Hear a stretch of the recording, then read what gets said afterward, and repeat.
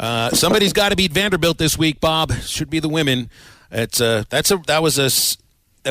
think any loss inside Bud Walton Arena is disappointing. I think you expect to win your home games, but that's not a team that Arkansas should be losing to in successful years. So what is it in your mind right now that Arkansas can improve upon in the very next game that they need to improve upon?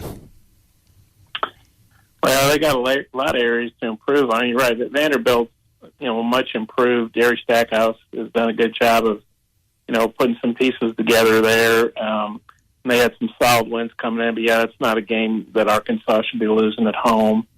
You feel like if you can't count on a victory over Vanderbilt at home, what can you count on the SEC? I mean, Missouri's struggling. Georgia's not real good, although they obviously gave A&M a tough game. But, there are a lot of areas they could improve on. Free throws for sure. I mean, they were 18 of 28, which isn't horrible, but that's 10 misses they left out there. So definitely can improve free throw shooting. They got out-rebounded by 7, and Vanderbilt's not super big. I mean, they've got a 6'10 guy, but they shouldn't be getting hurt on the boards that badly, I don't think, so they can definitely improve rebounding. Their defense, it's been an issue all season. I think that's something they can get better at. Eric's talked about they can't improve a guy's lateral quickness necessarily. Maybe you can do that with some off-season conditioning or something, but I think they can just play better. They, just rotate better, play smarter, cut off some of those dribble drives, defend the three better. So those are three things that come to mind right away.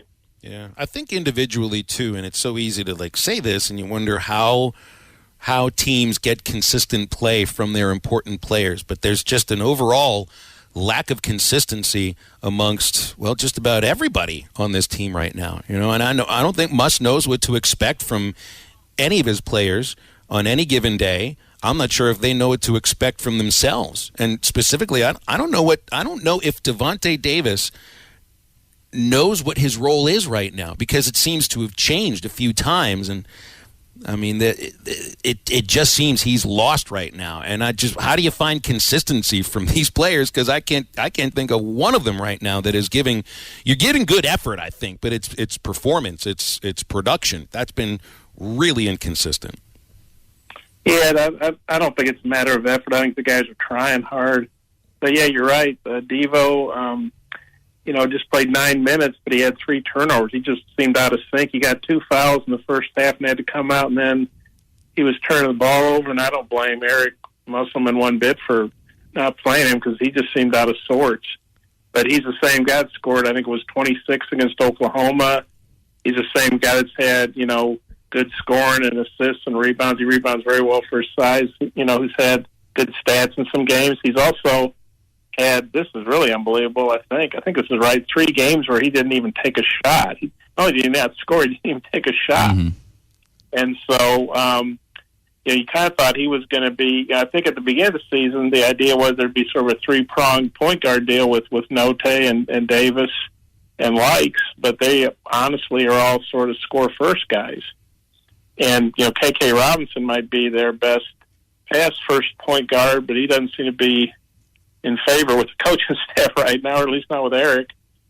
If you go back to the Hoster game, he started and had 2 quick assists. He also missed 2 quick threes, which I don't think Eric liked him taking those threes. I might be wrong, but yeah, right now you wonder, well, who is their point guard? Because Devo looked like he was going to take that over, but he's been inconsistent there, and Note, it was good to get him back. Obviously for Arkansas, he missed the Mississippi State game because he was ill. He played a bunch of minutes and played hard. I mean, he had 16 points, 5 assists, 5 steals, but he also was 1 of 7 on threes. They would have been great for Arkansas if he could have hit that 3 at the end or any of the threes, but more than 1 of 7. But, I think you also have to take into account he'd been limited in practice, and I don't think there's any question he's playing hard. And it's hard to take him off the floor because he's, one of their best creators, and he gets a lot of those steals. He's averaging about 3 a game, so those are 3 extra possessions you get when he gets those steals. So, Chris Likes, he didn't play. He played fewer minutes than usual, just about 10. And, of course, he was in there late. And, it's amazing. 5'7" guy got 2 offensive boards. He missed the key free throw. But I think in the last 3 minutes, the first one he hit made him 32 of 32. So it's hard to complain when a guy's 32 of 32 and then misses one and goes 32 of 33. And then he gets the ball out to Jackson Robinson, their best three-point shooter, and misses it. And, Stanley Amude and had a big scoring game, his best scoring game, 28. But he's had a game where he didn't score, But he's had 19, 28 the last 2 games. He's a guy that scored over 1,500 points in South Dakota, but that's South Dakota, as we know, doesn't play in the SEC. So how's his scoring going to be? And Tony had some really good games early. He kind of disappeared. He'd only averaged about 5 points, I think, the last 6 games, and he reappeared and had 20 points. And so. But like you said, you just don't know what you're going to get from these guys night to night. I really can't think of one guy that I would say, wow, that guy's been really consistent, all year. You know what you're going to get from him. But, Eric, I think he played 10 guys in the first half. Maybe it was 9. Kamani Johnson was back. There was a game earlier this year, I think it was against Milan. They played 11 guys in the first half. So they're searching, trying to figure some things out, and maybe they will. There's still time, obviously, but being down 0-2, in the league, you hate to say there's a must-win in the 3rd game of the conference season, but A&M's a winnable game. It's not like they're going to Rupp Arena or going to Florida where they haven't won since 1995. I think it is. So, this is a winnable game. But A&M's, they went on a last-second shot at Georgia. They're 12-2. They're probably feeling pretty good about themselves.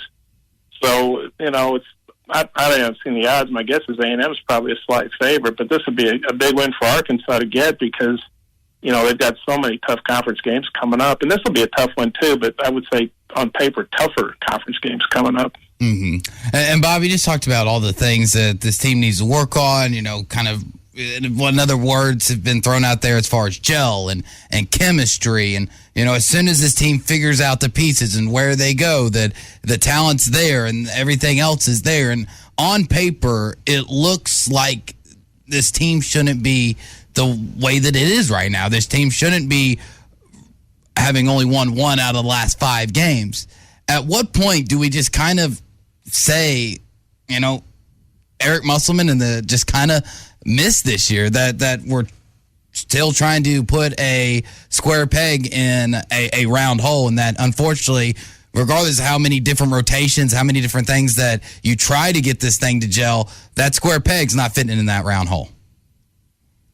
Well, 14 games is a pretty big sample size. We're almost halfway through the schedule, but obviously just the start of the SEC schedule. So they got to get some things figured out, but I think it's way too early to just give up on them and say, well, this is a lost season. The older players want to have good seasons because, some of them obviously want to play pro ball. Some of the quote seniors can still come back with a COVID year. I think Tony can, and, J.D. Note can. I don't expect those guys back because I figure they're ready to move on. But, yeah, it's not too late. Like I say, Eric, I've said this a few times, probably sound like a broken record, but Eric Musselman's got a proven track record of success as a college head coach, whether it's Nevada or Arkansas.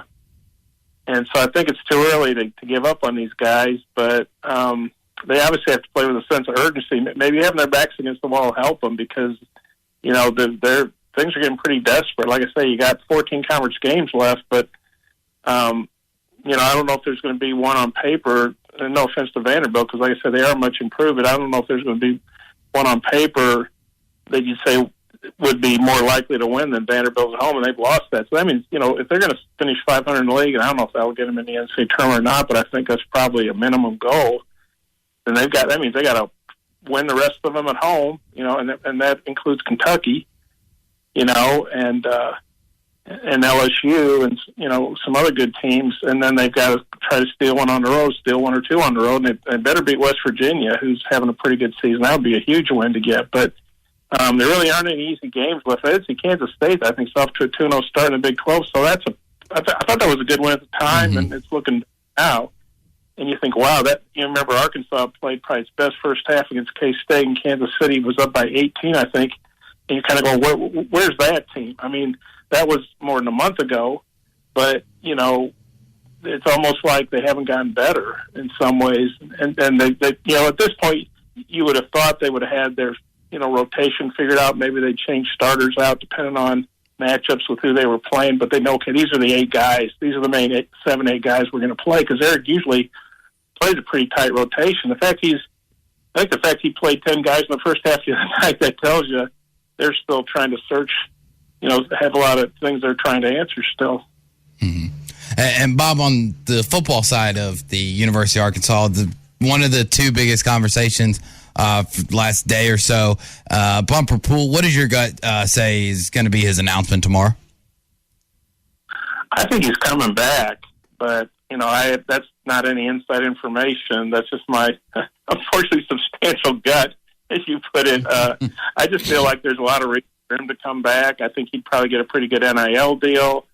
I think he's a really good player, and I think he can play in the NFL. I don't think he'd be a super high draft pick. His sister works up here at the university in the recruiting office. I think his brother does some stuff with the team. I think he really loves Arkansas. And I think he could help I don't see him as, it's not like if he comes back, he's going to play his way into being a first-round draft pick, in my opinion. But I do think there are a lot of reasons to come back now, especially with NIL.